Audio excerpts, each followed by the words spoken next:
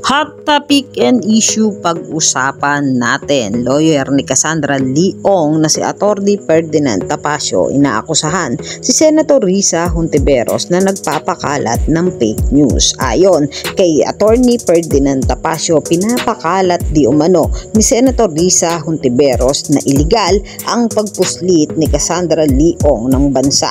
At ayon pa dito, meron daw passport itong si Cassandra Leong at wala daw hold departure order sa kahit na anong korte at walang illegal impediment para siya ay makaalis ng bansa. Ayon pa kay Atty. Ferdinand Tapacio na right to travel is constitutionally protected right. Ayon din kay Atty. Ferdinand Tapacio, legal at di illegal ang pag-alis ng bansa ni Cassandra Leong. Kaya kino-question nila ang pag-aresto kay Cassandra at pagdala sa NBI. Yan ang mga hot topic and issue dito lamang sa Tambalang JK.